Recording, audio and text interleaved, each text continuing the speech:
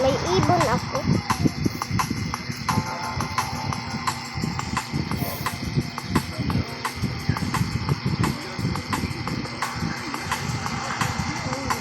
Ba! Uy, kalbaw!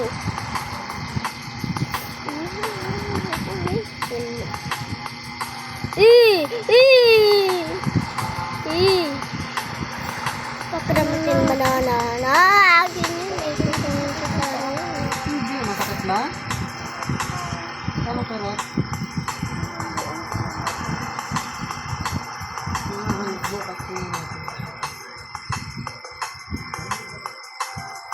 Aray ko. Ah! Uy!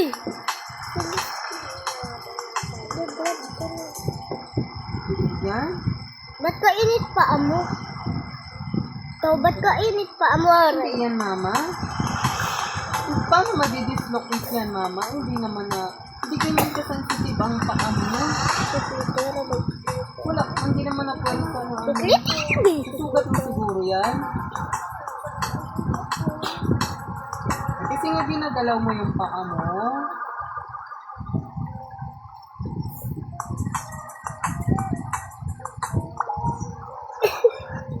Kaya niya.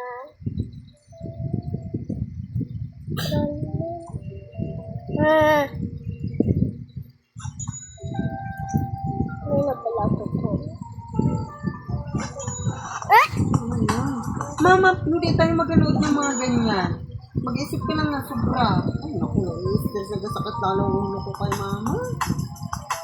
Bakit bagay ka lang kung ano? Pasok na lang ako sa loob. Doon na lang muna ako. Saan? Kung ano-anong iniisip. Gusto ko mag-upload.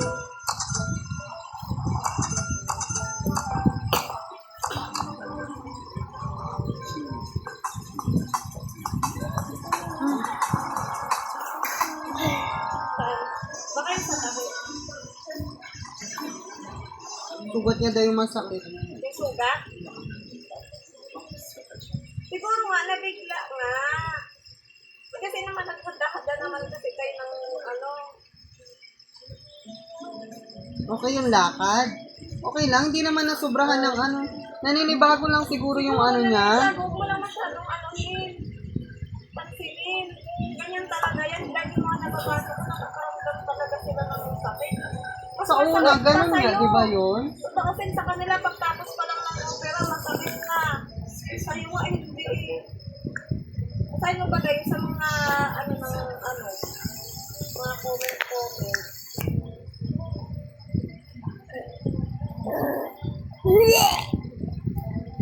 Sorry.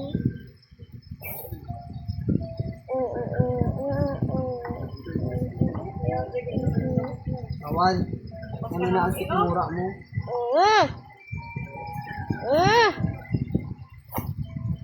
Grabe ko. Kapag na-dislocate daw, yung kapag nilaglag ka, dito. Baka minsan kasi pinipil mo naman. Hindi, yun daw ang, yun daw ang epekto.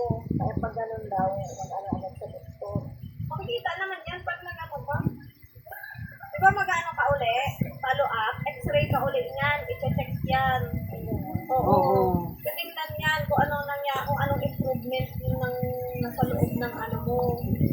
Diba nung pagtapos ng opera, x-ray ka? Kasi tiningnan yung loob. Plan ngayon, pag ano yan, x-ray ka ulit yan. I-ano kami ka. Titingnan yan. Tsaka hindi naman ata sobrang sakit eh. Baka naman kirot-kirot lang, hindi yung masakit talaga. Nakatamaan ng lang. Eh, ganun talaga. Kita minsan dito. Dapat daw ang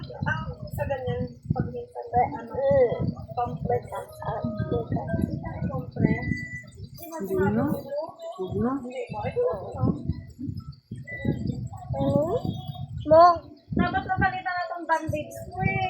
Hindi naman kasi ano to, dapat isang ano lang, isang... Baka kaya din na sobrang ano itong medyas na tatlong-patong na to eh.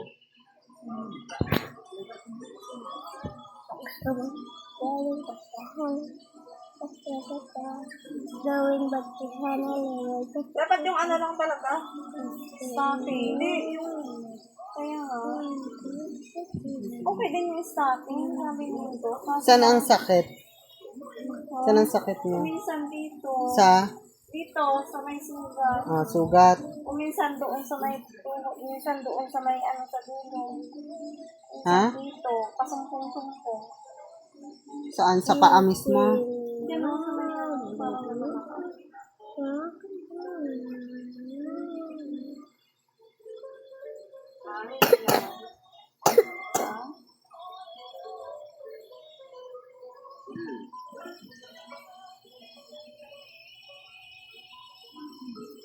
Pag ano siya, may sign ng dislocated. Sobrang sakit. Yung pain talaga siya. Tapos ito, naglakad ka. Or nag-bend, nag-upo. Yung parang may nanininig kang sound. Sa... Oo, yung doon sa... Gawing batihan na Tapos na-deform. Oh. Kunyari, parang biglang umikli siya. Paa. Oo. Parang mas maikli na siya kaysa doon sa dati. Ibig sabihin na deform. O kaya yung hindi mo na siya maigalaw. Joint stiffness, hindi nag-ano kasi na. O kaya hindi mo na siya maigalaw or mailakad. Pag namaga naman siya. Yung hip, kumaga ito namaga yung around yung hip joint. Parang sa ganyan. gawing Paga, buin naman. Hindi nga, oh. Hindi naman, mama. Tsaka wala ka namang ginawa para mag-dislocate. Ano bang ginawa mo? Ano ginawa niya sa Feeling mo tingin lang tirat kasi niya? Gananin mo nga ako matigas.